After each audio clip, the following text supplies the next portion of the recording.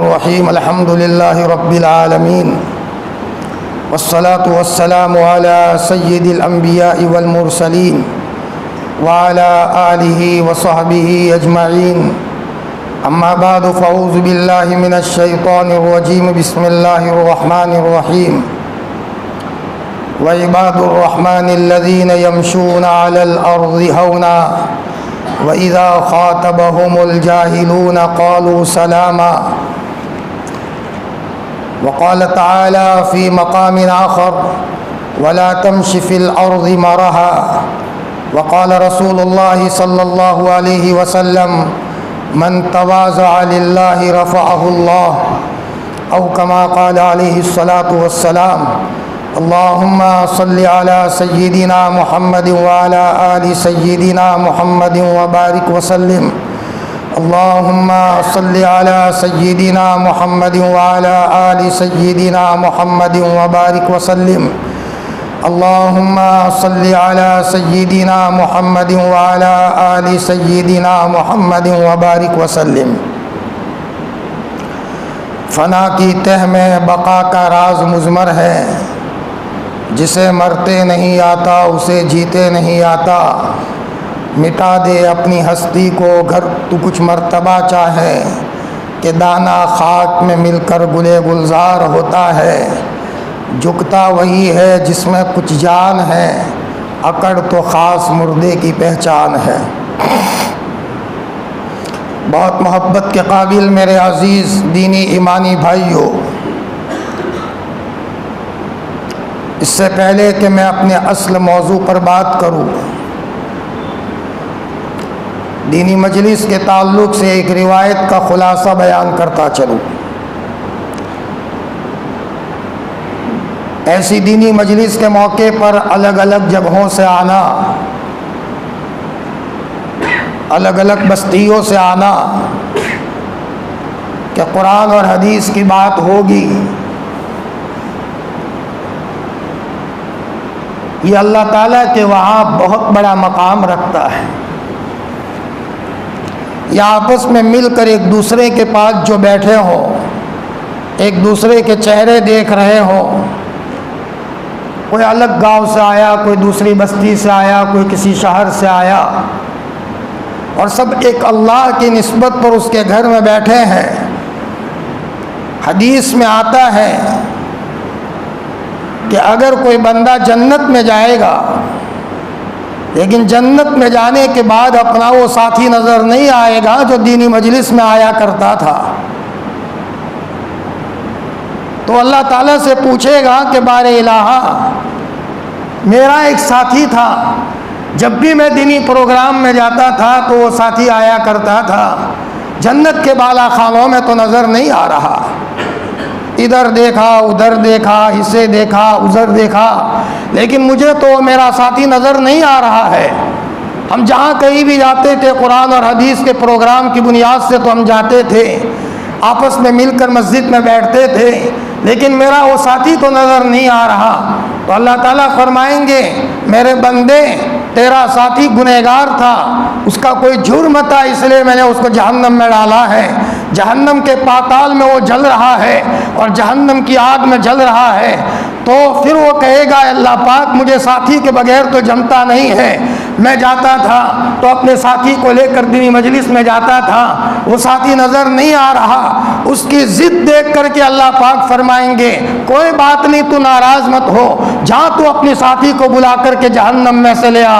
یہ جائے گا جہنم کے داروغہ مالک کو کہے گا مالک صاحب میرا ایک ساتھی جہنم میں ہے، ہم دنیا کے اندر میں دینی پروگرام میں جاتے تھے، ساتھ ساتھ جاتے تھے، میں اکیلا جنت میں چلا گیا لیکن ساتھی نظر نہیں آ رہا، اللہ پاک نے مجھے پرمیشن دی ہے، میں ذرا اسے تلاش کرنے آیا ہوں۔ مالک کی طرف سے موقع دیا جائے گا اور اس آدمی کو جہنم میں تاکنے اور جھانکنے کا موقع ملے گا، تو وہاں جہنم کی آگ میں جل رہا ہوگا، یہ آدمی باہر سے آواز لگا کر کے کہے گا او میرے ساتھی تو چل، اللہ بلا رہے ہیں، جنت کے بالا خانوں میں اللہ کی اجازت لے کر کے آیا ہوں. ہم جایا کرتے تھے دینی مجلس میں.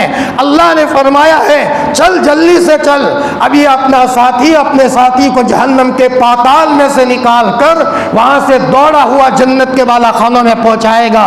انہی دینی مجلسوں کے ثمرہ اور نتیجہ ہے. ہم ایسی مجلسوں میں آنا معمولی نہ سمجھے. یہی مجلسوں میں آنا, اگر کوئی ہمارا ساتھی جنت میں چلا گیا تو اس کے نتیجے میں اللہ پاک ہمیں بھی جنت کا داخلہ عطا فرمائیں گے. یہ تو خیر خواہی کا راستہ ہے.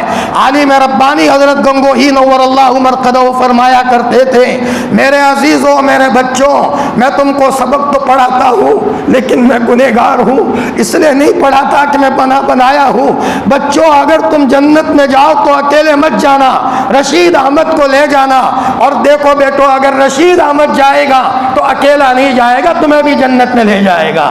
اللہ اکبر, کیا نسبتیں ہوتی تھی اساتذہ میں اور شاگردوں میں, کیا نسبتیں ہوتی تھی مشائخ میں اور مریدین میں, اور کیا تواضع ہوتی تھی. ایک مرتبہ ایک درخت کے نیچے عالم ربانی حضرت گنگوہی سبق پڑھا رہے ہیں. سبق کا سلسلہ جاری ہے. قال رسول اللہ صلی اللہ علیہ وسلم, یہاں قال رسول اللہ پڑھتے پڑھتے اللہ کے رسول کے قبر اطہر سے ان کا روحانی کنیکشن ہے. اچانک بارش کا سلسلہ شروع ہو جاتا ہے اور سارے بچے بھیگنے سے بچنے کے لیے دوڑے بھاگ جاتے ہیں اپنے کو بچانے کے لیے کہ کہیں بارش میں بھیگ نہ جائے. تو عالم ربانی حضرت گنگوہی بچوں کے جوتے لے کر کے کلاس میں جاتے ہیں. یہ میرے بچوں کے جوتے ہیں, کہیں بھیگ نہ جائے. اتنا بڑا اللہ کا ولی حضرت گنگوہی جانتے تھے کہ بچوں کی جوتیوں کے نتیجے میں اگر رشید احمد کو اللہ نے جنت دے دی, سستا سودا ہے. عالم تو وہ بھی تھے, ایک ہمارا بھی نام علماء میں ہے, لیکن ان کی زندگی کا تواضع تو دیکھو, کیا ان کی زندگی میں عاجزی ہے. فرمایا کبھی کسی کو مارا نہیں, ڈانٹا نہیں, پیار کے ساتھ ایک ایک صفت سکھا رہے ہیں. نماز کا اہتمام سکھا رہے ہیں, ذکر کا شوق سکھا رہے ہیں, خلوت کا مزہ سکھا رہے ہیں, تہجد کی نماز کا اہتمام سکھا رہے ہیں. فرمایا اسی لیے تو کہنے والوں نے کہا ہے شیخ الہند رحمت اللہ علیہ کا کوئی شاگرد ضائع نہیں ہوا. تہجد میں اٹھتے تھے, اپنے شاگردوں کا نام ہوتا تھا, یہ میرا شاگرد ہے, 2 رکعت نماز پڑھی اور کہا بار الہ, کسی ماں نے اپنا لال میرے حوالے کیا ہے, میں گنہگار آدمی ہوں, میرے پاس کچھ نہیں ہے, لیکن میرے اوپر بھروسہ کیا ہے, اے اللہ اس بچے کو صاحب نسبت بنا دے, تیرا خصوصی بندہ بنا دے. تو کوئی اشرف علی بنا ہے, تو کوئی مفتی کفایت اللہ بنا ہے, تو کوئی چلتا پھرتا کتب خانہ علامہ انور شاہ کشمیری بنا ہے. یہ حضرت الاستاذ کی راتوں کی دعاؤں کا نتیجہ تھا. اور طلبہ فرماتے تھے ہم نے اپنے استاذ کو راتوں کے اندھیرے میں چیخے مارتے ہوئے دیکھا ہے, ہم نے اپنے استاذ کو چاشت کے موقع پر قرآن پڑھتے ہوئے دیکھا ہے. یہ ان کی تواضع تھی. فرمایا بیٹھتے تھے متواضعانہ بیٹھتے تھے, یہاں درس میں بیٹھتے ہوئے ان کے دل کے گہرائیوں میں اللہ کی محبت جوش مارتی تھی. حضرت مولانا ابو الحسن مولانا علی میاں صاحب فرماتے ہیں ہمارے استاد حضرت مولانا احمد علی صاحب لاہوری جب قرآن پڑھاتے تھے اور رحمت کی آیت آتی تھی تو ہچکیاں لے کر رونا شروع کرتے تھے. عذاب کی آیت آتی تھی, تفسیر پڑھاتے پڑھاتے ہچکیاں نکل جاتی تھی. اور یہی بات مولانا سجاد صاحب نعمانی نے فرمایا, ہمارے استاد حضرت مولانا ابو الحسن علی میاں جب قرآن پڑھاتے تھے اور رحمت کی آیت پر گزرتے تھے, علی میاں روتے روتے اللہ کی رحمت کو پلاتے تھے. اور جب عذاب کی آیت آتی تھی حضرت مولانا علی میاں صاحب رحمت اللہ علیہ کی ہچکیاں نکل جاتی تھی. میرے بھائیوں, یہی تواضع اور صفات کے نتیجے میں ان کے دلوں کی کیفیت بنی ہوئی تھی. اور فرمایا کیوں تواضع نہ ہو, ان کا آئیڈیل, اور انہوں نے ہمیشہ سیرت کو مقدم رکھا تھا. ہمارا نبی چھوٹا بن کے چلتا تھا, اتنا بڑا مقام تھا, لیکن ایک نیم پاگل عورت نے آپ کو فرمایا نبی جی آپ کا کام ہے, عورت ہے, بوڑھی ہے, نیم پاگل ہے. آپ نے یہ نہیں کہا راستہ پکڑو, ہمارے پاس وقت نہیں ہے. نہیں, وہ عورت آگے آگے, آپ پیچھے پیچھے, وہ بیٹھتی بھی نہیں. آپ نے فرمایا بہن بیٹھو تو صحیح, کیا کام ہے. پھر وہ راستے میں بیٹھ گئی, حضرت بھی راستے میں بیٹھ گئے, اور اس عورت نے فرمایا حضرت میرا یہ کام ہے, میری یہ ضرورت ہے. آپ علیہ السلام اتنے بڑے مقام پر لیکن بیچ راستے میں بیٹھ جاتے ہیں ایک بوڑھی عورت کے کہنے پر, اور وہ بھی نیم پاگل عورت کے کہنے پر. یہ تواضع تھی. حضرت جانتے تھے کہ مجھے مرنا ہے, مر کر خدا کو جواب دینا ہے. جب موت کا استحضار ہوتا ہے, عمر جیسا ایک جلیل القدر صحابی بھی ڈر کے مارے روتے روتے چلتا ہے. فرمایا انگوٹھی بنائی تھی, کفا بالموت واعظا, دیکھتے رہتے تھے عمر کہیں تیرا پارا اوپر نہ ہو جائے, حکومت کی گدی کا نشہ تجھے بدل نہ ڈالے. ہمیشہ یاد رکھ تجھے مرنا ہے اور مر کر خدا کو جواب دینا ہے. یہ حضرت عمر رضی اللہ تعالیٰ عنہ کو پتا تھا کہ آج میں امیر المؤمنین ہوں, کل میری روح نکلے گی, خدا کو جواب دینا ہے. چنانچہ جب آپ کو خنجر مارا گیا, فجر کی نماز پڑھا رہے تھے, ابو لولو مجوسی نے پرانی دشمنی کی وجہ سے حضرت کو خنجر مارا ہے. حضرت عمر نے نماز کے توڑنے کو گوارا نہیں کیا, پیچھے ہاتھ کیا اور حضرت عبد الرحمن ابن عوف کو اپنے مسلح پر کھڑا کیا.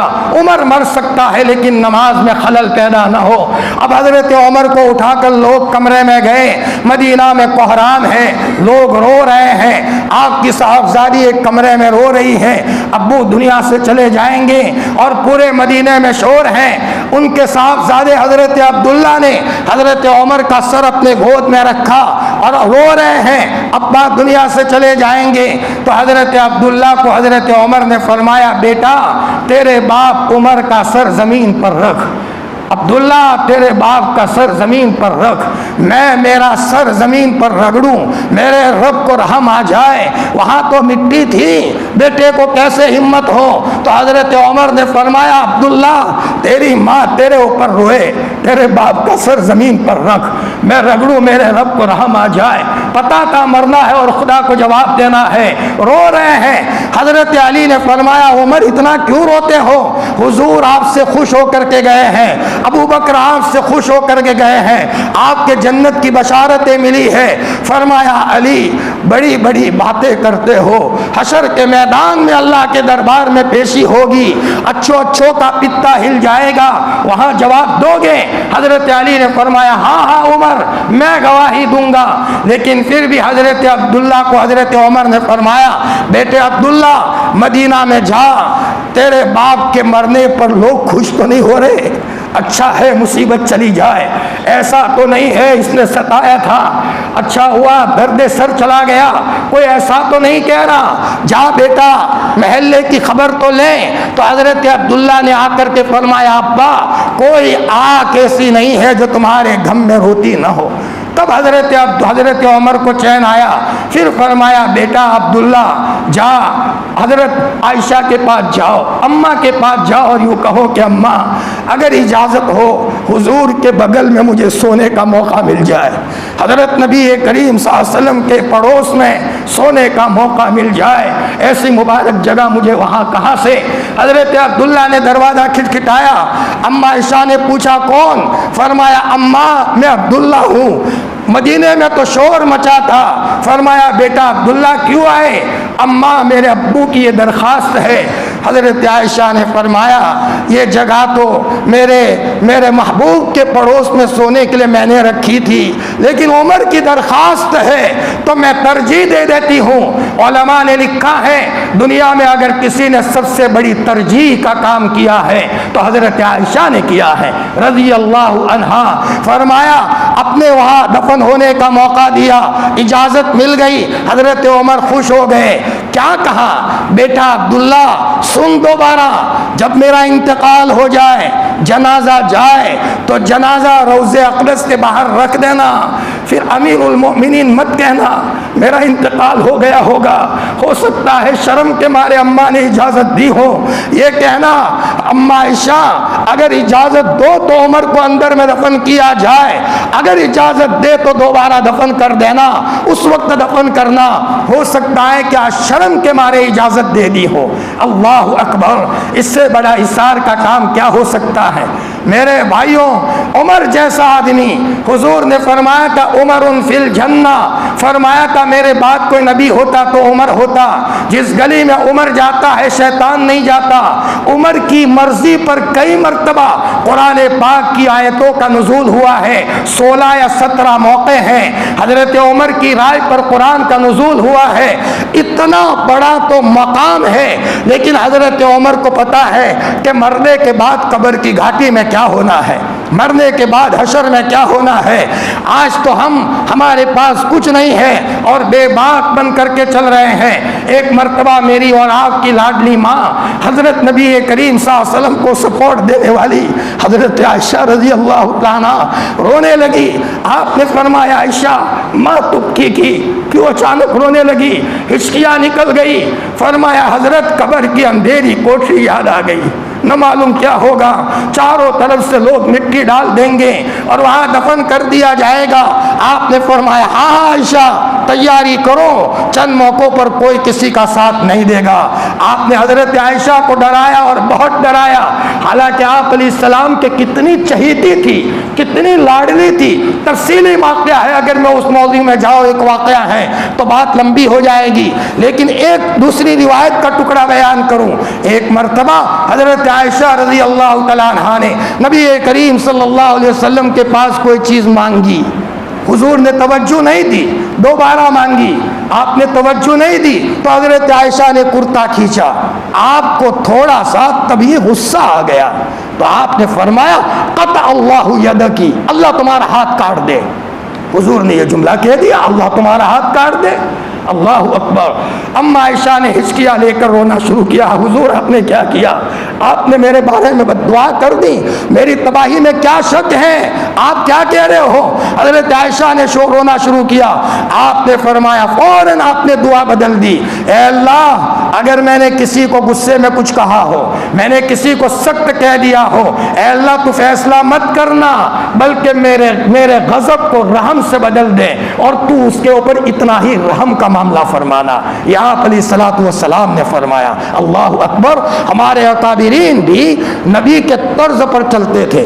شیخ الحدیث مولانا یونس صاحب جون پوری نور اللہ مرقدہ کے سبق میں ایک بچہ ہنس رہا تھا، حضرت کو غصہ آیا اور آپ نے سخت جملہ کہا اور اس کو کچھ بددعائیہ کا کلمات کہہ دیے، حضرت کو غصہ آیا، کمرے میں چلے گئے۔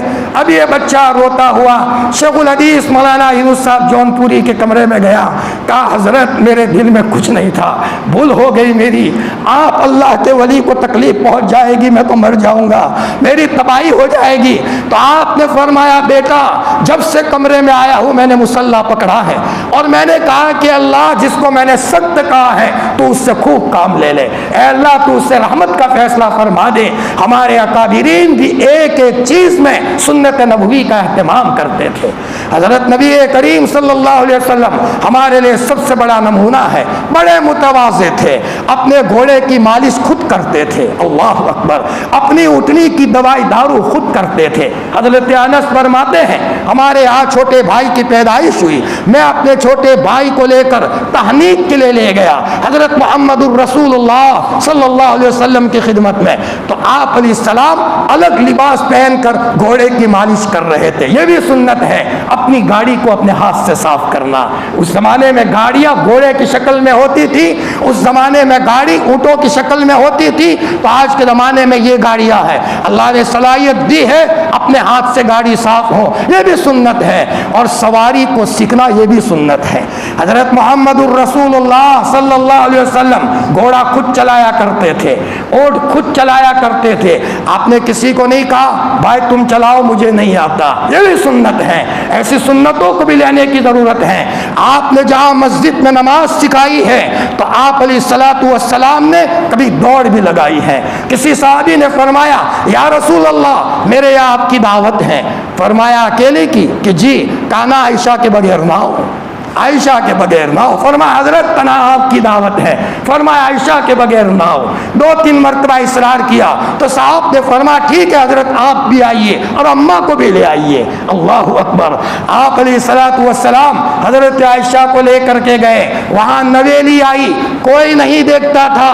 آپ نے فرمایا عائشہ آج تو ریس لگا لے، کون آگے نکل جاتا ہے۔ اللہ اکبر۔ حضرت عائشہ اس زمانے میں دبلی پتلی تھی، بدن کی بہت ہلکی تھی، بہت آگے نکل گئی اور آپ پیچھے رہ گئے۔ آپ نے فرمایا عائشہ آپ کے تو 100 نمبر آ گئے، بہت آگے نکل گئی آپ۔ فرمایا ہم پیچھے رہ گئے۔ کچھ زمانہ آگے بڑھا، پھر آپ جا رہے تھے، پھر نویلی آئی، آپ نے فرمایا عائشہ پھر دوڑ لگا لے۔ اللہ اکبر۔ یہ ہے اپنی بیویوں کو مانوس کرنے کا طریقہ۔ آپ نے کبھی ڈانٹا نہیں ہے، محبت دی ہے۔ گھر میں ملازمہ کو نہیں لائے، نوکرانی کو نہیں لائے، اس کو لائے ہے جو ہمارے ایمان کی حفاظت کا سامان ہے۔ بیٹھ کر کے محبت سے باتیں کرو، وہ مودت اور رحمت ہے۔ اپنی زندگی کا دکھڑا سناؤ، اسے سناؤ۔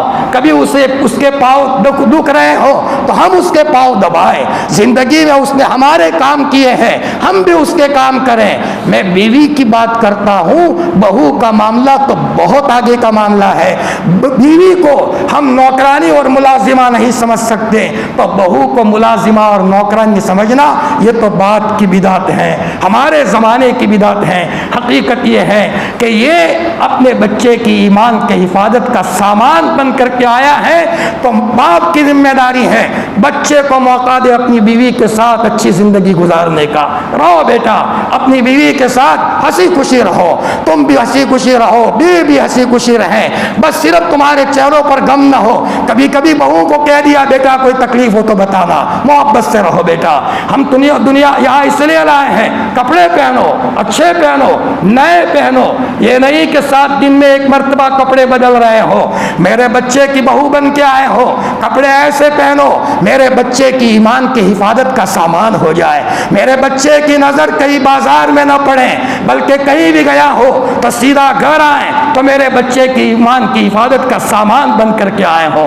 یہ باپ کی ذمہ داری ہے کہ اپنے لڑکے کو بھی کہے، اپنی بہو کو بیٹا جذبات میں بات مت کرو، کھندا پیشانی سے ملو، اچھے انداز میں گھروں میں آؤ، میرے مسکراتے چہرے سے آؤ۔ فرمایا یہ بھی آپ علیہ الصلوۃ والسلام نے سکھایا ہے۔ 9 بیویوں میں کبھی آپ کو بی پی ہائی نہیں ہو گئی تھی، اتنا ٹینشن تھا۔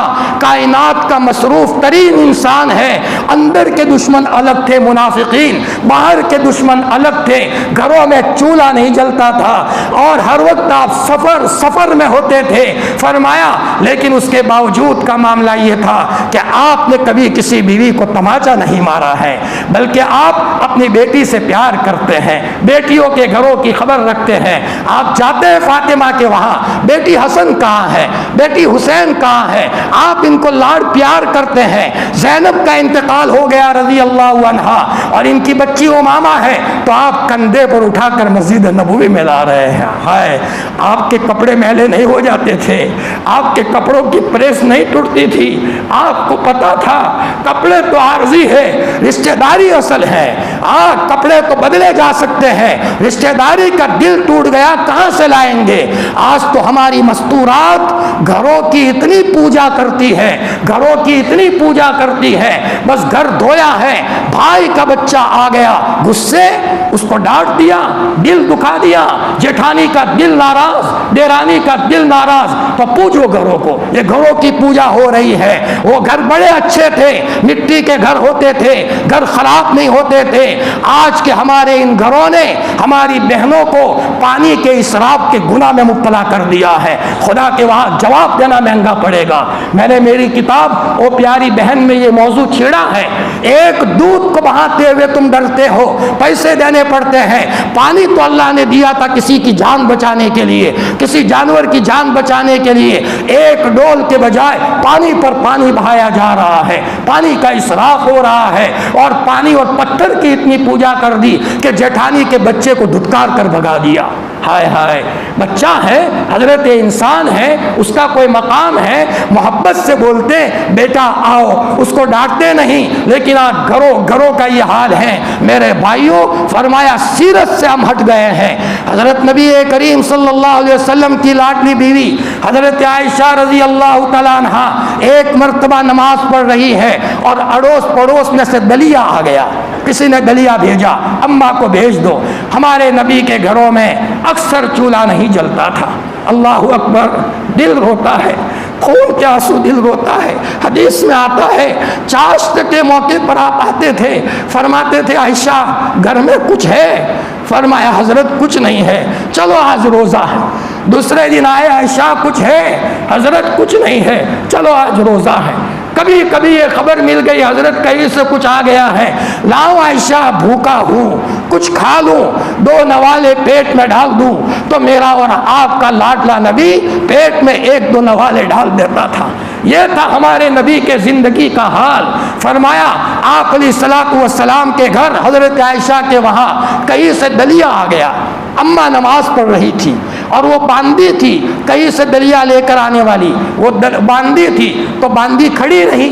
حضرت عائشہ نے نماز میں اشارہ کیا کہ بیٹھ جاؤ۔ اس زمانے میں نماز میں اشارہ کرنے کی اجازت تھی، حضرت عائشہ کے اشارہ کرنے پر وہ باندھی بیٹھ گئی۔ اتنے میں کہیں سے بلی آئی اور بلی نے دلیا میں منہ ڈال دیا۔ جب منہ ڈال دیا اب وہ بلی تو چلی گئی۔ حضرت عائشہ نے نماز سے فارغ ہونے کے بعد اسی دلیا میں سے کھانا شروع کیا تو باندھی نے کہا اماں اس میں بلی نے منہ ڈالا تھا۔ فرمایا بلی کے منہ ڈالنے سے کھانا ناپاک نہیں ہوتا اور گھروں میں کھانا نہیں ہے۔ حضرت عائشہ رضی اللہ تعالیٰ نے اسی دلیا کے ایک طرف سے آپ نے کھانا شروع کیا۔ میرے بھائیوں نبی کے گھروں کی سادگی دیکھو، اور ہم پیسوں کے لالچ میں نمازوں کے جنازے نکل گئے۔ سادگی کا یہ عالم تھا۔ اتنے چھوٹے بن کر کے ہمارے نبی رہتے تھے، اتنے بڑے مقام پر پہنچنے کے باوجود کہ ایک مرتبہ حضرت مغیرہ ابن شعبہ نے فرمایا یا رسول اللہ میں آپ کا مہمان بن جاؤ۔ کبھی کبھی صحابہ حضور کے مہمان بنتے تھے، مہمان نوازی بہت بڑی صفت ہے۔ اتنے میں ایک صاحب آئے یا رسول اللہ میری آپ کے یہاں دعوت، تو میرے اکیلے کی دعوت؟ مغیرہ بھی ہے میرے یہاں، تو ایسا کرو ہم دونوں آپ کے یہاں آ جائیں۔ فرما ٹھیک ہے حضرت آپ بھی آؤ مغیرہ کو بھی لے آؤ۔ چنانچہ دعوت ہوئی، اللہ کے رسول کے یہاں مغیرہ مہمان بن کے آئے تھے۔ آپ نے فرمایا مغیرہ آپ کی مونچھیں بڑی ہو گئی ہے، لاؤ میں کاٹ دوں۔ تو آپ علیہ السلام نے مسواک رکھا مونچھوں پر اور کینچی کے ذریعے سے حضرت مغیرہ ابن شعبہ کی مونچھیں کون کاٹ رہا ہے؟ سید الاولین والآخرین جبرائیل سلام کر کے آئے۔ فرمایا اور جب انتقال ہو جائے تو ایک کوہرام مچ جائے، جبرائیل بھی روئے اور فرشتے بھی روئے۔ اتنا بڑا آدمی لیکن مہمان کے خاطر مہمان کی مونچھیں آپ علیہ الصلوۃ والسلام کاٹ رہے ہیں۔ ایک مرتبہ آپ علیہ الصلوۃ والسلام گزر رہے ہیں تو راستے میں حضرت معاذ ابن جبل چھوٹے بچے تھے، آپ بچوں سے بہت پیار کرتے تھے اور یہ ہمارے بڑوں کی سنت رہی ہے، جس آدمی کو جتنا اللہ سے تعلق ہوگا اتنا ہی اللہ کے مخلوق پر پیار بڑھے گا۔ اپنے تو اپنے، غیروں پر بھی اس کا پیار بڑھ جائے گا۔ جتنا اللہ سے تعلق مضبوط، اللہ کے مخلوق سے اتنا پیار بڑھے گا۔ جی تو حضرت معاذ ابن جبل بکری ذبح کی تھی اور ذرا کھال اتارتے نہیں آتا تھا۔ آپ نے فرمایا معاذ ہٹو، معاذ کو ہٹایا، آپ نے آستین اونچی کی اور آپ نے اپنا ہاتھ کھال میں گھسایا۔ روایت میں آتا ہے یہاں تک گھسایا کہ آپ کا پورا بغل اس بکری کے کھال میں گھس گیا، اور آپ علیہ السلام کو نماز پڑھنا تھا اور اسی حالت میں آ کر کے آپ نے نماز پڑھنا شروع کیا۔ محدثین کا ٹولہ جمع ہو گیا کہ کچے گوشت کو ہاتھ لگانے سے وضو نہیں ٹوٹتا، اگر وضو ٹوٹتا تو حضرت کا ٹوٹ جاتا۔ اللہ اکبر۔ خیر تو حضرت نبی کریم صلی اللہ علیہ وسلم کی زندگی میں سادگی کا کیا عالم تھا۔ حضور تو حضور ہے، حضور کے غلاموں کا حال بھی بڑا عجیب رہا ہے۔ ہمیشہ متواضع بن کر کے رہتے تھے، چھوٹے بن کر کے رہتے تھے۔ حضرت شیخ الاسلام مولانا سید حسین احمد مدنی نور اللہ مرقدہ، اللہ نے ان کو مستجاب الدعوات بنایا تھا۔ جب آدمی بار بار دعا مانگتا ہے اللہ پاک اس کی دعا کو سنتے ہیں۔ جیسے اگر کسی کو نماز میں خشوع و خضوع حاصل کرنا ہے تو خوب نمازیں پڑھتے رہو، پکا ڈرائیور بننا ہے تو گاڑی خوب چلاؤ، نماز میں خشوع و خضوع حاصل کرنا ہے تو خوب نمازیں پڑھو، بس موقع ملا نماز، موقع ملا نماز۔ امام ابو یوسف ایک ایک دن میں 200 رکعت نفل پڑھتے تھے، وہ 200 رکعت جو ہوتی تھی لمبی لمبی نہیں ہوتی تھی، مختصر مختصر ہوتی تھی، لیکن کثرت سے نماز پڑھ رہے ہیں۔ اب کثرت سے نماز پڑھنے کے نتیجے میں جو ہی آدمی رکعت باندھے گا اس کا دل لگ جائے گا، کثرت سے نماز پڑھنے کے نتیجے میں خشوع و خضوع نصیب ہوتا ہے۔ لہذا جیسے زیادہ گاڑی چلانے سے آدمی کو پکی ڈرائیونگ ہو جاتی ہے، گاڑی چلا بھی رہا ہے اور ناشتہ بھی چل رہا ہے، موقع پر بریک بھی لگ رہا ہے، ایکسیلیٹر پر بھی پک جا رہا ہے، کیوں؟ اس لیے کہ اس کی مشق ہو چکی ہے۔ اور اگر نیا نیا اگر بیٹھا ہو تو اگر بریک لگانے جائے تو ہو سکتا ہے ایکسیلیٹر پر اس کا پاؤں ہو اور کہیں دیوار سے اپنی گاڑی کو ٹکرا دے۔ فرمایا حضرت شیخ الاسلام مولانا سید حسین احمد مدنی نور اللہ مرقدہ نماز کثرت سے پڑھا کرتے تھے۔ جو لوگ نماز کے سست ہے وہ اپنے گھروں میں شیطان کے بچوں کو پیدا کرواتے ہیں، اور نماز کو گھروں میں سے ناگا کرنا اپنے گھروں کو اللہ کے عذاب کی دعوت دینا ہے۔ اور جن گھروں میں نماز ہوتی ہے ان گھروں میں برکت ہوتی ہے۔ آپ علیہ الصلوۃ والسلام کہیں جاتے تھے، دعوت ہوتی تھی تو یا تو آپ علیہ السلام نماز پڑھ کر کے دعا کرتے تھے۔ کیوں؟ علماء نے لکھا ہے نماز کی خصوصیت ہے جیسے لوہی چمک لوہے کو کھینچتا ہے، نماز روزی کو کھینچتا ہے اپنی طرف۔ جتنا کثرت سے نماز پڑھی جائے گی اسی کے نتیجے میں اس گھر کے اندر میں اللہ تعالیٰ روزی کی برکتوں کا انتظام فرمائیں گے۔ شیخ الاسلام مولانا سید حسین مدنی نور اللہ مرقدہ دارالعلوم میں صدر مدرس تھے۔ اللہ نے ایک مقام دیا تھا، امتحان کا زمانہ تھا، وہاں کے اساتذہ حضرت مدنی کی خدمت میں آتے تھے۔ ایک مرتبہ حضرت مولانا فخر الدین صاحب مراد آبادی کو مذاق میں کوئی جملہ کہہ دیا جو بد دعا جیسا تھا، تو حضرت مولانا فخر الدین مراد آبادی صاحب نے حضرت مدنی کا ہاتھ پکڑ لیا، حضرت کیا کہہ رہے ہو؟ آپ کا مذاق ہو جائے گا اور اوپر فیصلہ ہو جائے گا تو میری قسمت تباہ اور برباد ہو جائے گی۔ اللہ اکبر۔ ہمارے یہاں ترکیشور گجرات کا ایک بچہ دارالعلوم میں پڑھتا تھا، بڑا ذہین تھا۔ اب وہاں ایک مرتبہ شرارت سوجی کہ مطبخ میں سالن اونڈھا کر دیا۔ کسی نے حضرت مدنی کو جا کر شکایت کی، حضرت گجرات کا فلانا بچہ جو ذہین ہے اور آگے بیٹھتا ہے اس نے مطبخ میں سالن اونڈھا کر دیا۔ حضرت مدنی کو جلال آ گیا، غصہ آ گیا۔ حضرت نے فرمایا پاگل ایسا کرے، اتنا کہہ دیا۔ سورت والوں نے بتایا، وہاں کے پڑھانے والوں نے، مولانا ہم نے نظروں میں دیکھا ہے سورت کی گلیوں میں کاغذ اٹھاتا ہوا وہ بچہ پھرتا تھا۔ لوگ کہتے تھے حسین احمد کے ایک جملے نے اس آدمی کی کھڑیاں کھڑی کر دی اور ذہین بچے کو گلیوں میں گھومتا کر دیا۔ عالم ربانی حضرت مولانا رشید احمد گنگوہی نور اللہ مرقدہ کے پاس حضرت شیخ رحمت اللہ علیہ کے والد ماجد مولانا یحییٰ صاحب پڑھا کرتے تھے، اور مولانا یحییٰ صاحب کے پاس وہاں حضرت گنگوہی کے پاس دنیا کے اکابرین آتے تھے حضرت گنگوہی کی خدمت میں، تو وہاں مولانا الیاس صاحب اپنے بڑے بھائی مولانا یحییٰ صاحب کے پاس کتابیں پڑھتے تھے۔ کوئی اللہ کا ولی آ جاتا تھا تو مولی یحییٰ کہتے تھے بھائی الیاس آج سبق نہیں ہوگا، ایسا کرو ایک اللہ کے ولی آئے ہیں ان کے پاؤں دبا لو، ان کے سر میں مالش کر لو، ان کی خدمت کر لو۔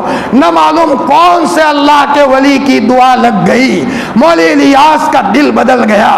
آج ہم جانتے نہیں ہیں کہ دعوت کی جان بھی اسی وقت آتی ہے جب کسی اللہ کے ولی کی نگاہ لگ جاتی ہے۔ اللہ کے ولی کی نگاہ کے نتیجے میں دعوت اور تبلیغ کے کام کے انفرادی اعمال میں بھی دل لگتا ہے۔ فرمایا ورنہ اس طریقے سے کہ آدمی بولتا رہے لیکن دل تو خالی ہو۔ حضرت مولانا الیاس صاحب کے دل کی دنیا بدلی ہے کسی اللہ کے ولی کی دعا کے نتیجے میں۔ حضرت مولانا یحییٰ صاحب کے پاس یہ مولانا الیاس صاحب تھے تو کبھی کبھی کوئی آتا تھا تو انہی کی خدمت میں لگا دیتے تھے۔ اب میں یہ کہہ رہا تھا کہ مولانا یحییٰ صاحب پڑھتے تھے حضرت گنگوہی کے پاس، آگے بیٹھتے تھے، اتنا عشق تھا اپنے استاد سے، اور جب تک عشق نہیں ہوتا وہاں تک کام نہیں ہوتا۔ طالب علم کو استاذ سے عشق ہو، محبت ہوتی ہے تو استاذ کے سینے میں جو ہوتا ہے اللہ تعالیٰ بلوتوتھ کے ذریعے سے شاگرد کے دل میں منتقل کرتے ہیں، عشق ہو، محبت ہو۔ فرمایا مولوی یحییٰ عید کے دن بھی گھر نہیں جاتے تھے، تو ایک مرتبہ مولوی یحییٰ کی والدہ نے خبر بھیجی مولانا گنگوہی کو، حضرت بچہ عید کے موقع پر بھی نہیں آتا، آپ کو چھوڑتا بھی نہیں ہے، اب کی مرتبہ تو کہو یحییٰ گھر آوے۔ تو حضرت گنگوہی نے فرمایا بیٹے یحییٰ ہو آؤ، امی تمہیں یاد کرتی ہے۔ حضرت سبق چھوٹ جائے گا، میری زندگی کا ایک ایک گھڑی قیمتی ہے، حضرت اللہ نے آپ کو عمر دی ہے، آپ سے فائدہ اٹھا لوں۔ فرمایا اچھا بیٹا میں آپ کی وجہ سے چند دن سبق بند کر دوں گا۔ چنانچہ کہا تم کاندلا ہو آؤ، میں تمہارے لیے سبق روک دیتا ہوں۔ سبق نہیں ہوا تو حضرت کے پڑوس میں ایک بنگالی بچہ تھا، جب حضرت آئے ہیں چھٹا ہوا سبق پڑھانا شروع کیا تو وہ بنگالی طالب علم نے کہہ دیا اور بھی چھوڑنا تھا، اور بھی چھوڑنا تھا، اتنا ہی سبق کیوں چھوڑا، اتنا تانا دے دیا۔ حضرت گنگوہی نے فرمایا کیا فرمایا، اتنا کہا کیا فرمایا بھائی؟ اللہ اکبر۔ نگاہ مرد مومن سے بدل جاتی ہے تقدیریں، جو ہو عزم مصمم پیدا تو ٹوٹ جاتی ہے زنجیریں۔ ذہین بچہ تھا، حضرت گنگوہی کا دل ناراض ہو گیا، کیا فرمایا پھر سے کہیے؟ بس وہی سے وہ آدمی ریوس ہو گیا۔ علماء نے لکھا ہے گنگوہ کی مارکیٹ میں ایک مرا ہوا کتا کوا تھا، کوے کو باندھا تھا لکڑی پر اور یوں کہتا تھا کوا حلال ہے یا حرام ہے، کوا حلال ہے یا حرام ہے، پاگل کی طرح اسی کی رٹ لگاتا تھا۔ لوگ کہتے تھے رشید احمد کے غصے نے اس آدمی کو پاگل کر کے رکھ دیا ہے۔ میرے بھائیوں نہ پوچھ ان خرقہ پوشوں کی ارادت ہو تو دیکھ ان کو، یدے بیضا لیے بیٹھے ہیں اپنی آستینوں میں۔ فرمایا پاگل ہو کر کے رہ گئے، اس لیے ہمارے بڑوں نے خوب احتیاط کیا ہے کہ کسی کا دل نہ دکھے، اور ہمیں کیا پتا سیدھے سادے لباس میں کون آدمی اللہ کا ولی ہو، ولایت کسی کی پیشانی پر لکھی ہوئی نہیں ہوتی۔ ہمارے اکابرین کتنے سیدھے سادے تھے، تواضع پر بات چل رہی ہے۔ حضرت شیخ الاسلام مولانا سید حسین و مدنی نے حضرت مولانا اعزاز علی صاحب کو کہا، مولانا اعزاز علی صاحب وہاں کے مدرس تھے، مولانا امتحان ہو گیا ہے، ٹپائیاں باہر ہے، اندر رکھوا دو۔ حضرت رکھوا دیتا ہوں، لیکن دوسرے دن حضرت مدنی وہاں سے گزرے تو ٹپائیاں تو باہر تھی، اندر رکھی نہیں تھی۔ تو حضرت مدنی نے غصے کے انداز میں اتنا کہا مولانا میں نے آپ کو کل کہا تھا ٹپائی اندر نہیں رکھوائی۔ یہ کہہ کر کے حضرت مدنی چلے گئے۔ بہار کا یا آسام کا سفر تھا۔ ہمارے استاذ شیخ الحدیث مولانا عبدالحق صاحب اعظمی فرماتے تھے حضرت مدنی کا ایک پاؤں سفر میں ہوتا تھا یا جیل میں ہوتا تھا اور ایک پاؤں دارالعلوم میں ہوتا تھا۔ اللہ اکبر، عجیب آدمی تھے، اللہ نے ان کو جلالی بھی بنایا تھا اور ہر وقت کفن بھی ساتھ رکھا کرتے تھے۔ اللہ تعالیٰ نے نڈر بنایا تھا۔ حضرت مولانا ارشد مدنی کے والد ماجد کی بات کرتا ہوں۔ فرمایا اب وہ حضرت چلے گئے، یہاں سے مولانا اعزاز علی صاحب نے تار لکھا، خط لکھا، حضرت میری وجہ سے آپ اللہ کے ولی کو تکلیف پہنچ گئی ہے تو میں دارالعلوم سے استعفیٰ نامہ دے رہا ہوں، راضی نامہ دے رہا ہوں، اب میں مجھے مدرسے میں نہیں رہنا، میں نکل رہا ہوں۔ حضرت مدنی رحمت اللہ علیہ کا بڑھاپا تھا، وہاں تو یو پی میں وہ سائیکل ہوتی ہے 3 پہیوں والی جو آدمی چلاتے ہیں۔ فرمایا حضرت مدنی آئے جب ریلوے اسٹیشن سے تو مدرسے کے باہر رکشہ کو روکا، 60 سال کی عمر تھی۔ ہمارے ایک استاذ نے فرمایا دارالحدیث اوپر تھا، رکشہ والے کو کہا بھائی ٹھہرو میں آتا ہوں، اور حضرت گئے اوپر اور وہاں سبق پڑھا رہے تھے مولانا اعزاز علی صاحب۔ جاتے ہی مولانا اعزاز علی صاحب کا حضرت مدنی نے پاؤں پکڑ لیا۔ اللہ اکبر، کوئی دوست بھی نہیں ہے، حضرت کا معاملہ تو بڑا اونچا ہے۔ فرمایا مدرسے کے استاد ہیں، صرف تکلیف پہنچ گئی، کوئی باپ بیٹے کا رشتہ نہیں، بڑے بھائی چھوٹے بھائی کا رشتہ نہیں، لیکن تکلیف پہنچنے کا احساس ہے۔ تو حضرت مدنی نے 60 بچے تھے اس وقت مدرسے میں، سب کے سامنے حضرت مدنی نے پاؤں پکڑ لیا اور یوں کہا بچوں گوار ہو میں نے مولانا اعزاز علی صاحب کو معاف کر دیا ہے۔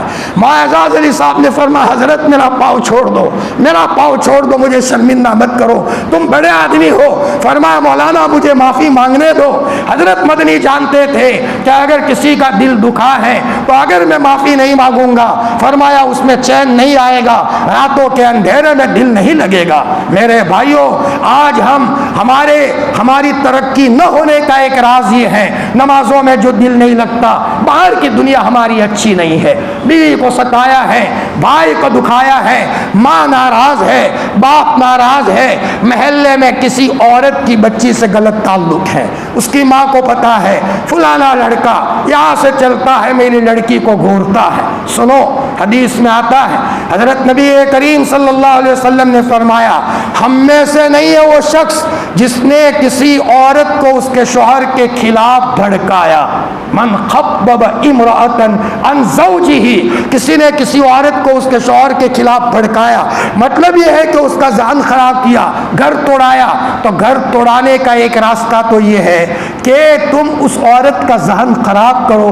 ایسے شوہر کے پاس کیوں گئے؟ ٹھکانہ تو ہے نہیں، خوبصورت بھی نہیں ہے، وہاں رہ کر کیا کرو گے؟ اس کا ذہن بگاڑا اور وہ گھر ٹوٹ گیا۔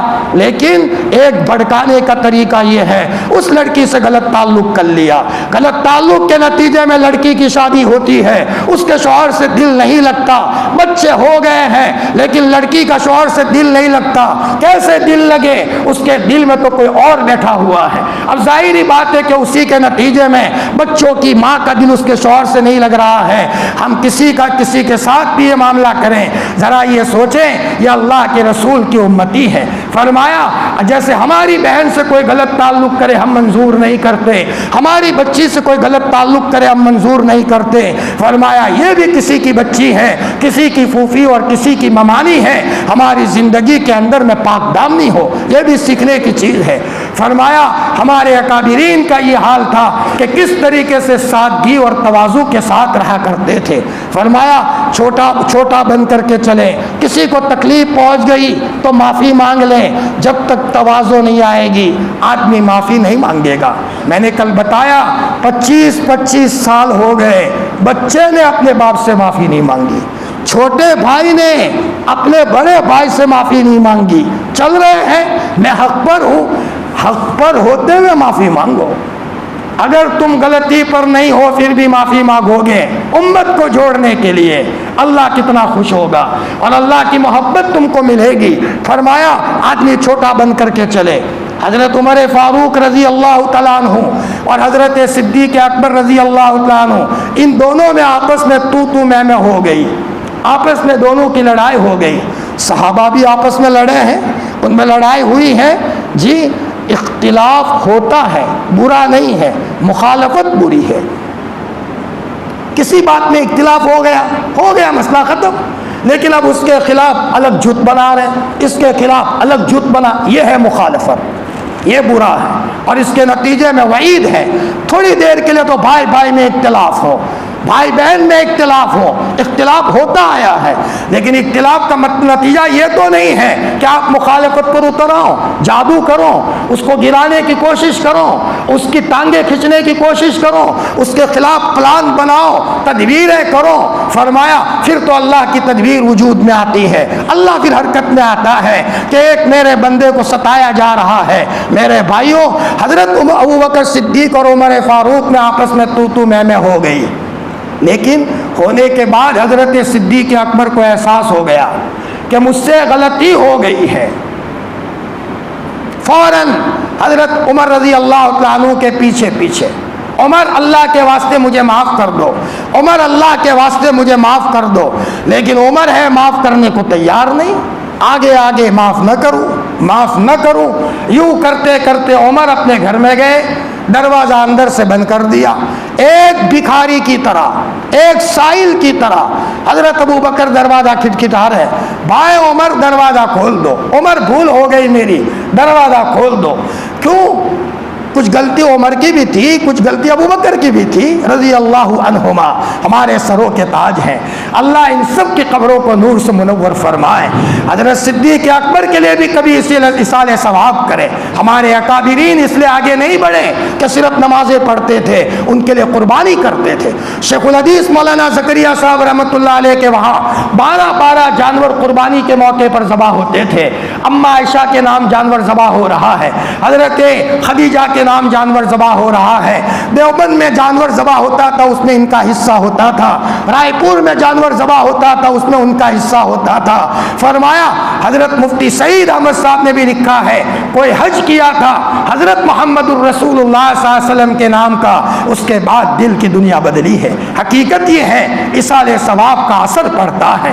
لاؤ میں میرے اللہ کے رسول کے لیے یہ عمل کر دوں، حضرت عائشہ کے لیے یہ عمل کر دوں۔ بڑوں کے بڑے بننے کا راز یہی ہے، اسی کے نتیجے میں وہ بڑے بنے ہیں۔ ہمارے یہاں مدرسے میں آج سے چند سالوں پہلے ایک صاحب آئے تھے احمد آباد کے، تو جتنے 313 بدریین ہیں ان کے نام کے قربانی کے حصے لکھوانے کے لیے آئے تھے۔ 313 بدریین کے نام نکلوائے اور فرمایا اتنے لوگوں کے حصے اس مدرسے میں رکھتا ہوں، اتنے لوگوں کے حصے فلانے مدرسے میں رکھتا ہوں۔ ماشاءاللہ، بعض اللہ پاک نے صاحب ثروت لوگوں کو کیسا بنایا ہے۔ مال کے ذریعے سے تو آدمی وہ مقام حاصل کر سکتا ہے کہ حضرت عباس رضی اللہ تعالیٰ عنہ نے آپ علیہ الصلوۃ والسلام کو خواب میں دیکھا، آپ جا رہے ہیں انتقال کے بعد، آپ نے حضرت عباس نے پوچھا یا رسول اللہ کہاں جا رہے ہو جلدی جلدی؟ آپ نے فرمایا میرے چچا، حضرت عباس کو فرمایا میرے چچا تمہیں کچھ پتا ہے آج مال خرچ کرنے کی ضرورت تھی تو حضرت عثمان نے مدینے میں کوئی مال خرچ کیا ہے، اللہ بہت خوش ہوئے ہیں، تو اللہ پاک نے آج جنت میں ان کا نکاح کرایا ہے ایک حور سے، اور وہاں مجلس لگی ہے، مجھے بھی اس مجلس میں جانا ہے، مجھے جانے دو۔ اب یہاں سے آپ علیہ الصلوۃ والسلام اس مجلس میں شرکت کے لیے جا رہے ہیں۔ حضرت عثمان یہاں مال خرچ کرتے ہیں اور وہاں آسمانوں میں ان کا نکاح کروایا جا رہا ہے۔ حضرت عمر نے دروازہ نہیں کھولا، حضرت صدیق اکبر رضی اللہ تعالیٰ عنہ وہاں سے روتے روتے حضور کی خدمت میں آئے اور یوں کہا یا رسول اللہ میرا ایک کام کر دیجئے، عمر سے میرا کچھ آپس میں تو میں ہوئی تھی، میں نے منایا لیکن عمر نہیں مانتے، اچانک موت ہو گئی، میں خدا کو کیا جواب دوں گا، عمر کو کہو مجھے معاف کر دے۔ حضرت ابو بکر کہہ رہے ہیں اتنے میں حضرت عمر بھی آئے، تو آپ نے آتے ہی فرمایا عمر ابو بکر کو معاف نہیں کرو گے؟ اس ذات کی قسم جس کے قبضے میں محمد کی جان ہے، عمر جس موقع پر میرا کسی نے سپورٹ نہیں دیا تھا، سب سے پہلے مجھے سپورٹ دیا تھا صدیق اکبر نے۔ عمر تم بھی ہمارے دشمن تھے، تم نے بھی ہمیں شروع میں ساتھ نہیں دیا تھا، جس زمانے میں پورا مکہ ہمارا دشمن تھا، سب سے پہلے اگر کسی نے سپورٹ دیا ہے تو وہ صدیق اکبر نے دیا ہے۔ تو فرمایا حضور معاف کر دیا میں نے، صاف لفظوں میں کہو۔ حضرت عمر نے فرمایا ابو بکر میں نے معاف کیا، تب جا کر کے صدیق اکبر کو چین آیا ہے۔ میرے بھائیوں، بات بات میں کسی سے جھگڑا کر دینا، کسی کا دل ناراض کرنا یہ کوئی معمولی چیز نہیں ہے، اور ہم اپنے دلوں کو بڑا رکھے، سب سے مل کر کے چلے۔ فرمایا جب آدمی چھوٹا بن کر کے رہتا ہے تو فرمایا ہر ایک سے ملتا ہے، سب کو معاف کر دیتا ہے۔ ہمارے اگر ہم عالم ہیں اپنے مدرسے میں اپنے اعتبار سے بچوں کو پڑھاتے ہیں تو وہ بھی ہمارے بچے ہیں، جیسے ہمارے گھر میں بچے ہوتے ہیں تو وہ بچہ کبھی کوئی غلطی کر دے، ہم کبھی اس کی چمڑی تو نہیں ادھیڑ دیتے، یہ ہمارا بچہ ہے، غلطی کی ہے اس کو معاف کر دیتے ہیں۔ ہمارے پاس پڑھنے والے بچے وہ بھی ہمارے عزیز ہیں، وہ بھی ہمارے پیارے ہیں۔ فرمایا ہمارے اکابرین اپنے طلبہ عزیز سے کتنی محبت رکھتے تھے، کتنا عشق رکھتے تھے۔ ایک مرتبہ حضرت عمر رضی اللہ تعالیٰ عنہ تخت پر بیٹھے ہیں اور کوئی دیہاتی آیا کسی مسئلے کے لیے، تو حضرت عمر نے کوڑا مار دیا، کوڑا مارتے تو مار دیا، لیکن عمر کو احساس ہوا کہ میں نے ظلم کیا ہے۔ عمر پیچھے پیچھے او بھائی بھول ہو گئی میری، معاف کر دے مجھے، میں نے غلط کوڑا مارا ہے۔ لیکن وہ دیہاتی فرمایا فرمایا وہ آگے آگے اور معاف نہیں کر رہا. حضرت صدیق اکبر نے فرمایا بھائی ٹھہر, معاف کر ورنہ عمر کو چین نہیں آئے گا. حضرت عمر ایک کونے میں بیٹھ گئے اور اپنے آپ کو خطاب کرتے ہوئے کہا عمر تو اپنی حقیقت بھول گیا. جس وقت تو جنگل میں اونٹ چراتا تھا, اونٹ چراتے نہیں آتا تھا, تیرا باپ کہتا تھا تو کیا کرے گا, تجھے اونٹ چراتے نہیں آتا, تیری پھوپھی تجھے تانا دیتی تھی, اور آج تو حکومت کی گدی پر آ کر نشے میں آ گیا. یہ کہہ کر کے حضرت عمر روتے جاتے ہیں اور مسجد نبوی کے کونے میں روتے جاتے ہیں. حضرت عمر کو پتہ ہے کہ مرنا ہے اور خدا کو جواب دینا ہے. اب حضرت عمر جیسے کسی سے معافی کر رہے ہیں, ہمارے پاس کوئی طالب علم پڑھتا ہے, اگر مان لو کہ کسی موقع پر کوئی سختی ہو گئی, احساس ہوا کہ میں نے اس کو غلط کوڑا مارا ہے, اس کو سزا, اس کو چھڑی مار دی ہے, بچے کو گھر بلایا, بیٹا چائے پی لو, معاف کر دو. حقیقت یہ ہے کسی کو اپنے قدموں میں لانے کا راستہ چھڑیا نہیں ہے, لاٹھی نہیں ہے, اخلاق ہے. اخلاق کے ذریعے سے جیتا کرتے ہیں دلوں کو, احسان کے ذریعے سے مارا کرتے ہیں انسانوں کو. اخلاق ہوتے ہیں تو بھاگنے والا بچہ بھی قدموں میں آ جاتا ہے. ہمارے یہاں ایک موقع پر ایسا ہی تجربہ ہوا. ہمارے پاس ایک بچہ پڑھتا تھا مدرسے میں, آج سے تقریباً 15 سال پہلے کی بات کرتا ہوں. مغرب کے بعد وہاں نگرانی ہوتی تھی ہماری, اس زمانے میں دوم سوم پنجم تک کی کتابیں تھی. تو ایک بچہ بمبئی کا رہنے والا تھا, تو وہ اپنے دوستوں کو کہہ کر روزانہ چھٹی لینے کے لیے آوے, اور وہ کہے مولانا فلانے بچے کو معتم صاحب بلاتے ہیں, وہ بچہ جائے آرام کر لے. دوسرے دن دوسرا بچہ آوے اور کہے معتم صاحب فلانے بچے کو بلاتے ہیں, وہ جائے آرام کر لے. یہ سب ناٹک تھا. 10-15 دن تک ناٹک چلتا رہا. 16ویں دن یا 17ویں دن مجھے احساس ہو گیا کہ یہ کوئی ناٹک ہے. اب روزانہ معتم صاحب اسی بچے کو بلاتے ہیں.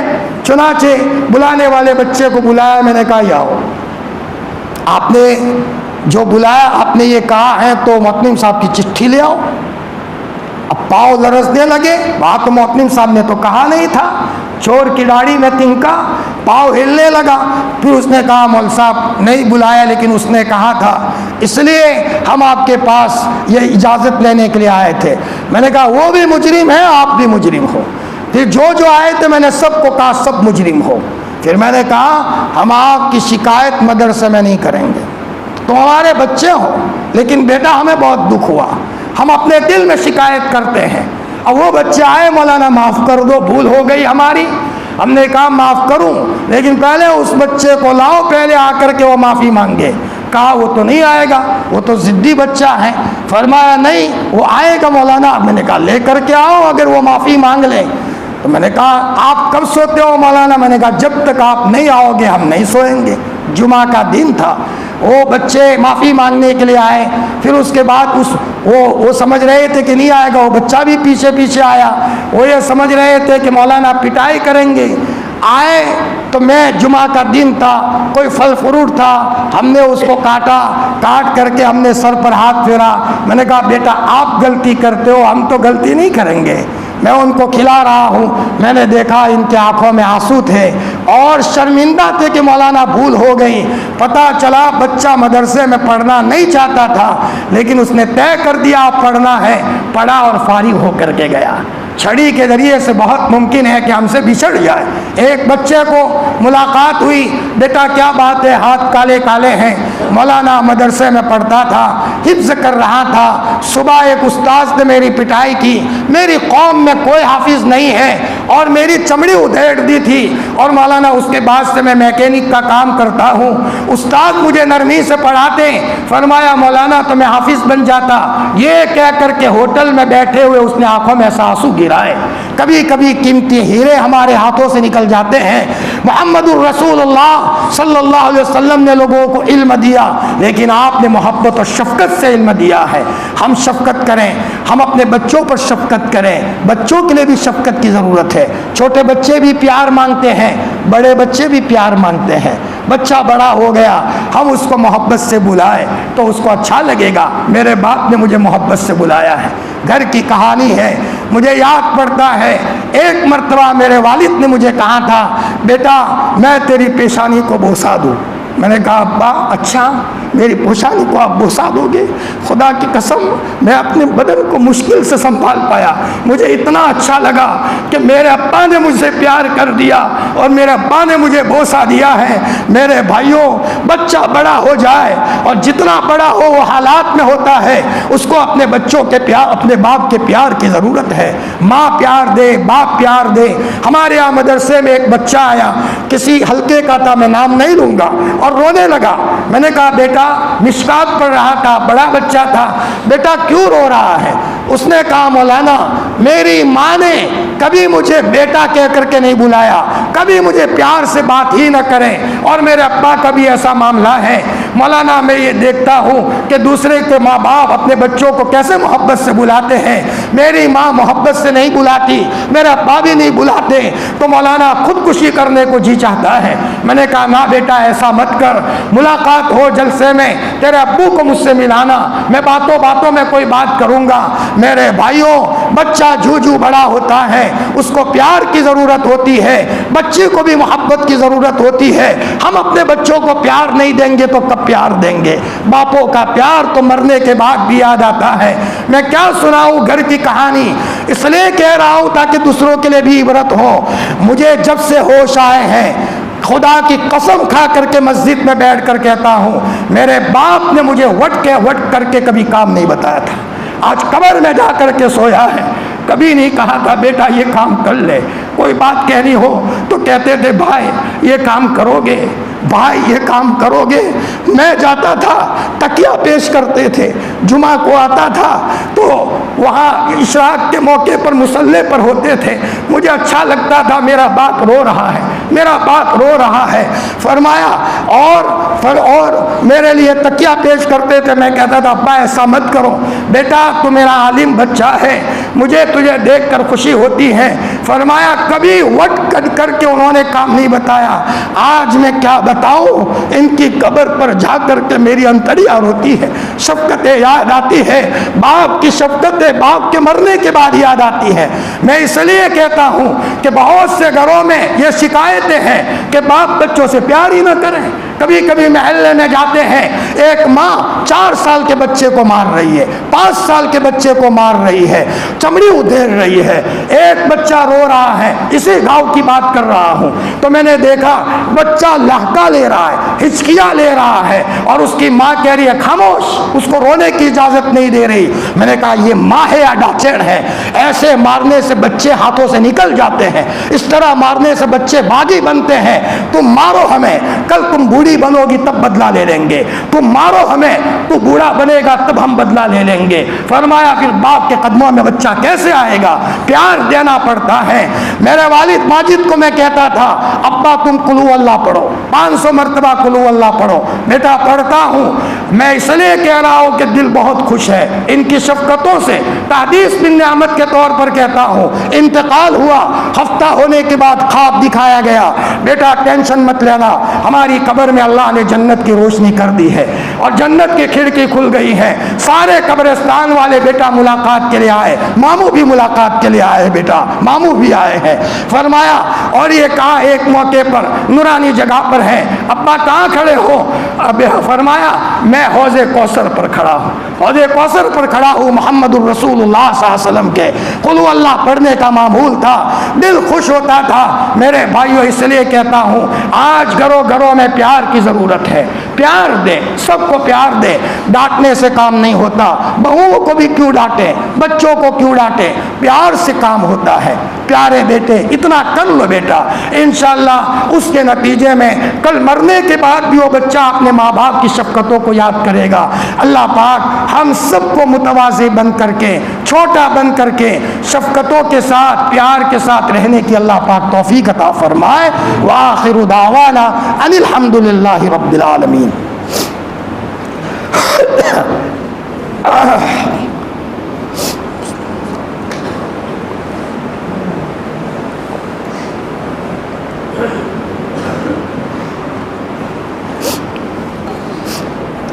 یا رب لک الحمد کما ینبغی لجلال وجہک وعظیم سلطانک، سبحان اللہ وبحمدہ عدد خلقہ ورضا نفسہ وزنۃ عرشہ ومداد کلماتہ، سبوح قدوس ربنا ورب الملائکۃ والروح ربنا ظلمنا انفسنا وان لم تغفر لنا وترحمنا لنكونن من الخاسرین ربنا آتنا فی الدنیا حسنہ وفی الآخرۃ حسنہ وقنا عذاب النار۔ اے اللہ پاک 25ویں رات ہے، شب قدر ہونے کا امکان ہے، اے مولا ہم تیری محبت کے متلاشی اور بھکاری ہے، اے مولا روٹی تو نے کھلائی ہے، پانی پلایا ہے، کیلے کھلائے ہیں، اور اللہ پاک کیا کہے، رمضان تو بہانہ ہے، تو ہمیں کچھ کھلانا چاہتا ہے۔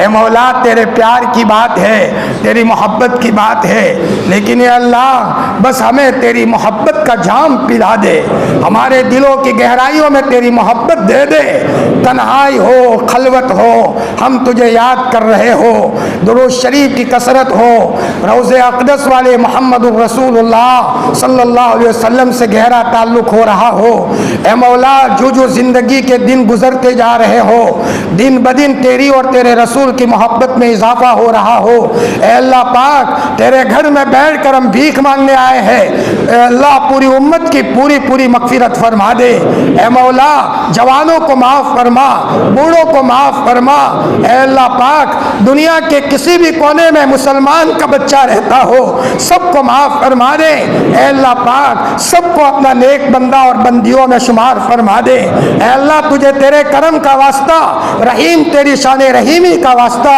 حلیم تیری شان حلیمی کا واسطہ، اے اللہ پاک تو ہمیں معاف فرما دے، تیری رضا کے دامن میں بھیک مانگنے آئے ہیں، اے مولا پناہ لینے آئے ہیں تیرے غصے سے، اور تیری معافی کے دامن میں پناہ لینے آئے ہیں تیری سزاؤں کی شکلوں سے، ہم سب کو معاف فرما دے، تو ناراض مت ہو، اے اللہ ایک شیر اگر دہاڑتا ہے اور شیر گرجتا ہے تو پورا کا پورا گاؤں اپنے گھر کے دروازوں کو بند کر دیتا ہے، اے اللہ پاک حشر کے میدان میں جب تو گرجے گا تو جلال میں ہوگا، تیری قسم کوئی تیرے سامنے نہیں آ سکے گا، حشر کے میدان میں سب پسینہ پسینہ ہوں گے، سب حضرت آدم کے پاس جائیں گے، آدم تم ہمارے باوا ہو، اللہ پاک کو کہو کہ حساب کتاب شروع ہو جائے، حضرت آدم گھبرائیں گے کہ ڈر لگتا ہے اللہ کے جلال کو دیکھ کر، حضرت نوح کے پاس جائیں گے وہ بھی کہیں گے ڈر لگتا ہے، سب گھبرا جائیں گے، آخر میں سب ہمارے لاڈلے نبی محمد الرسول اللہ صلی اللہ علیہ وسلم کے پاس آئیں گے تو ہمارا نبی بھی کچھ نہیں بولے گا، اے اللہ پاک تیرے دربار میں آ کر سجدہ ریز ہو جائیں گے، رونا شروع کریں گے، تو کہے گا او نبی جی سر اٹھاؤ، جو مانگنا ہو مانگو، میں تمہاری مراد کو پورا فرماؤں گا، نبی جی فرمائیں گے کہ حساب کتاب شروع کر دیجئے، اے اللہ جب حساب کتاب شروع ہوگا ہر آدمی کی اللہ کے دربار میں 2 مرتبہ پیشی ہوگی، پہلی مرتبہ ہاتھ باندھ کر پیش کیا جائے گا تو اللہ پاک فرمائیں گے تم نے یہ گناہ کیا تھا، یہ گناہ کیا تھا، بندہ جھوٹ بولے گا، اللہ پاک میں نے تو کچھ نہیں کیا تھا، جیسے دنیا میں جھوٹ بولنے کی عادت تھی، اللہ پاک فرمائیں گے چلے جاؤ یہاں سے، دوبارہ پیشی ہوگی، ہاتھ بندے ہوئے ہوں گے، گردن جھکی ہوئی ہوگی، فرمایا پھر اللہ کی طرف سے حکم ہوگا نام اعمال کو اڑا دیا جائے، جس کے دائیں ہاتھ میں اعمال ملے گا اس کی قسمت بن گئی، اور بائیں ہاتھ میں جس کو نام اعمال ملا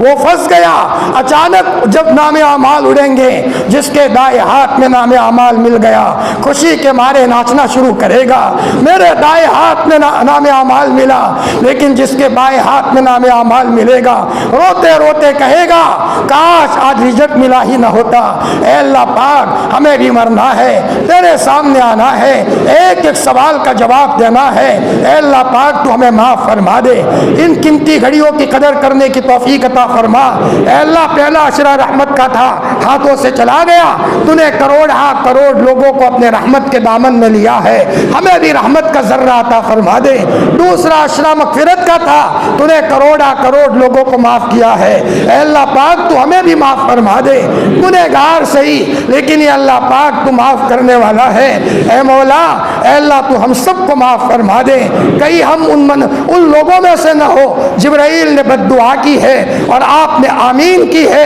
اے مولا ہماری بد مکتی میں کوئی شک نہیں ہوگا۔ یہ تیسرا عشرہ جہنم سے خلاصی کا ہے۔ اے اللہ ہم سب کو جہنم سے چھٹکارا دے دے۔ اے اللہ پاک رہی صحیح گھڑیوں کی قدر کرنے کی توفیق عطا فرما۔ اے اللہ تراویح کو قبول فرما، افطار کو قبول فرما، سحر کو قبول فرما، مال خرچ کرنے کو قبول فرما، دین کی بات کرنے اور سننے کو قبول فرما، آنے جانے کو قبول فرما۔ اے اللہ پاک تیرے علاوہ کوئی قبول کرنے والا نہیں ہے، اور تو قبول کرنا چاہے تو کوئی رد کرنے والا نہیں ہے۔ اے اللہ پوری امت کی مغفرت کا سامان کر دے۔ اے اللہ پاک پوری امت کو اپنے رحمت کے دامن میں لے لے۔ اللہ کے رسول امت کے خاطر روئے تھے اور بہت روئے تھے، دنیا سے روتے روتے گئے ہیں۔ آپ نے امت کو کسی موقع پر فراموش نہیں کیا ہے۔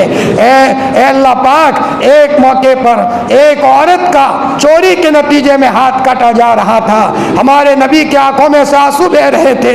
اے اللہ پاک بلا کسی قصور کے چھوٹے چھوٹے بچوں کی جانیں لی جا رہی ہے، ظلم کی انتہا ہے۔ تیرے نہ سونے والی آنکھیں یہ نظارہ دیکھ رہی ہے۔ اے اللہ پاک پوری امت کو اپنے رحمت کے دامن میں لے لے۔ اے اللہ حفاظت میں لے لے، امت کے بیماروں کو شفا عطا فرما، امت کے مقروضین کو عافیت سے قرض سے خلاصی عطا فرما، جن کے گھروں میں حالات ہے عافیت کے ساتھ حالات کو دور فرما دے۔ اے اللہ پاک جو کسی نہ کسی گناہ میں مبتلا ہے عافیت کے ساتھ گناہوں سے خلاصی اور چھٹکارا عطا فرما دے۔ اے اللہ پاک بس ہم تیرے قدموں میں ہیں، بھکاری بن کے آئے ہیں، اکیلے نہیں آئے، ٹولہ لے کر کے آئے ہیں، واپس مت کرو، تیرے دربار کا محروم ہے۔ ہاں ہاں تو امر کرتا رہا ہم چھوڑتے رہے، تو نہ کہتا رہا ہم کرتے رہے، لیکن یہ اللہ پاک بھول ہو گئی۔ اے مولا تو ہمیں معاف فرما دے۔ اے مولا بچہ کتنا ہی بڑا گنہگار ہو، پاپی ہو، لیکن ایک مرتبہ ماں کے قدموں میں آ جائے، ماں معاف کر دیتی ہے۔ تو 70 ماؤں سے زیادہ پیار کرنے والا ہے۔ اے اللہ ہم سب کو معاف فرما دے۔ اے مولا اس میں ایسے لوگ بھی موجود ہیں 20 سال ہو گئے ان کی تہجد کبھی ناگا نہیں گئی ہے۔ اے مولا ایسے لوگ موجود ہیں کہ مولا جن کی زندگیوں میں روزانہ تجھ سے مانگنے کا موقع ملتا ہے۔ کیسے سفید داڑھی والے بوڑھے بھی ہیں، حافظ قرآن بھی ہے۔ اے اللہ پاک کسی کی لاج رکھتے ہوئے پورے مجمع کی اور پوری امت کی مغفرت کا سامان کر دے۔ اے اللہ پاک تو معاف فرما دے۔ حضرت نبی کریم صلی اللہ علیہ وسلم نے امت کے خاطر جتنی دعائیں مانگی ہے اور آپ نے امت کے خاطر جو مانگا ہے ہمیں اور پوری امت کو نصیب فرما۔ اور حضرت نبی کریم صلی اللہ علیہ وسلم نے امت کے خاطر جن چیزوں سے پناہ مانگی ہے اے مولا ہمیں اور پوری امت کو پناہ نصیب فرما۔ اے اللہ مجمع میں موجود لوگوں کی جو جائز تمنا ہو عافیت کے ساتھ پورا فرما دے۔ پورے گاؤں میں امن و امان اور عفو و عافیت کا معاملہ فرما، پورے علاقے میں امن و امان کا معاملہ فرما، ہر جگہ عافیت کا معاملہ فرما۔ شریر کی شرارت سے، فتین کے فتنے سے، مکاروں کے مکر سے، بد تدبیروں کی بد تدبیری سے، حاسدین کے حسد سے، نظر بد والوں کی نظر بد سے، جادو والوں کے جادو سے، آسیب والوں کے آسیب سے اے اللہ پوری امت کی پوری حفاظت فرما۔ اے اللہ امت کو صفات حسنہ سے مزین فرما اور تمام صفات سیئہ سے امت کو نجات عطا فرما۔ اے مولا کبھی آدمی سیدھا سادہ ہوتا ہے لیکن دل میں تیری اور تیرے رسول کی عجیب محبت ہوتی ہے۔ ایک صاحب نے سنایا بقرعید کا موقع تھا اور وہاں منڈی لگی ہوئی تھی، بکریوں کی منڈی لگی ہوئی تھی۔ احمد آباد سے کوئی صاحب آئے تھے بکرا خریدنے کے لیے۔ ایک بکرا خریدنے کے لیے قیمت کم کرانے میں بہت بحث کر دی اور پیسے کم کرائے، لیکن دوسرا بکرا جب خریدنے کی بات آئی تو بغیر کہے ہوئے جتنی قیمت کہی فوراً دے دی۔ سامنے والے نے کسی نے پوچھا بھائی تم نے پہلے بکرے کی قیمت بہت کم کرائی اور دوسرے بکرے کی قیمت کم کیوں نہیں کرائی؟ تو اس نے کہا میں کیا بتاؤں، فرمایا حقیقت یہ ہے کہ پہلا بکرا میرے لیے ہے اور دوسرا بکرا محمد رسول اللہ صلی اللہ علیہ وسلم کے لیے، میرے لاڈلے نبی کے لیے ہے، میں نے میرے محبوب کے لیے خریدنے کا ارادہ کیا ہے۔ اے اللہ پاک سیدھے سادے لوگ ہوتے ہیں لیکن دلوں کی گہرائیوں میں تیرا اور تیرے محبوب کا عجیب عشق ہوتا ہے۔ ایک صاحب نے بتایا کہ اللہ کے رسول کو خواب میں دیکھا لیکن میں ملاقات کرنے کے لیے گیا تو میرا ہاتھ بندھا ہوا تھا، حضور ہاتھ بڑھائے، میرا ہاتھ کھلے ہی نہیں بندھا ہوا ہے۔ تو تو میں نے حضور کو فرمایا یا رسول اللہ میرا ہاتھ کاٹ دو اور کاٹ کر کے تمہارے بدن سے لگاؤ، اگر میرا ہاتھ الگ نہیں ہوتا ہے تو اے اللہ پاک 15ویں صدی میں امت بہت دکھیاری ہے، حضور کا نام سنتی ہے دل بھر جاتا ہے، اس لیے کہ صحابہ کے زمانے میں جب کوئی حالات ہوتے تھے دوڑے دوڑے مسجد نبوی میں جاتے تھے، حضور کو حالات سناتے تھے، نبی جی ایک بات کہتے تھے تسلی مل جاتی تھی، لیکن آج نبی دنیا میں نہیں رہا ہے اور قبروں میں سوئے ہوئے ہیں، لیکن یہ اللہ پاک نبی کی روحانیت تو امت کی طرف متوجہ ہے۔ اے اللہ پوری امت کو سنبھالا دے دے، پوری امت کو سنبھالا دے دے، پورے گاؤں کی خدمت کو قبول فرما، جوانوں کو قبول فرما، بہنوں کو قبول فرما۔ بعض بوڑھے لوگ ہیں مولا، وہ بھی بیچارے اپنے کمزوری کے باوجود مولا ایسی دینی مجلس کا بڑا اہتمام کرتے ہیں۔ اے اللہ یہاں اللہ اللہ ہوتا ہے، دینی مجلس ہے، اے اللہ پاک اس کو قبول فرما کر نورانی اثرات دنیا کے چپے چپے میں پہنچا دے۔ اے مولا جو بیمار ہے اے اللہ ان کو شفائے کاملہ عاجلہ دائمہ مستمرہ عطا فرما۔ ولی باپو کی طبیعت خراب ہے اے اللہ خوب عافیت کا معاملہ فرما، ہمارے ایوب ماموں کو شفا دے دے، مولانا احمد صاحب کو شفا دے دے، ہمارے دانیرہ کے فیضو بھائی ہیں ان کے وہ بڑی محبت کرتے ہیں، بڑا پیار دیتے ہیں، ان کے گھر والوں کے ہاتھ میں لقوہ ہے، اے اللہ پاک شفا دے دے، شفا دے دے، اللہ پاک شفا دے دے، ہر قسم کے حالات سے نجات دے دے۔ اور یہاں جو لوگ آئے ہوئے ہیں ہر ایک کے دل میں کچھ نہ کچھ ارمان ہے، اے مولا عظیم مجلس کی نورانیت کے واسطے سے یہاں درود پڑھا گیا ہے، اے مولا درود پاک کی عظمت کے واسطے سے سب کی جائز تمنا پوری فرما، ہماری دعا کو حضور کے طفیل میں قبول فرما۔ الہی جینا کا تائبین فلا تردنا خائبین، الہی مقصود ما توئی و رضائے تو محبت و معرفت خود بھی دے۔ سبحان ربک رب العزت عما یصفون وسلام علی المرسلین والحمد للہ رب العالمین برحمتک یا ارحم۔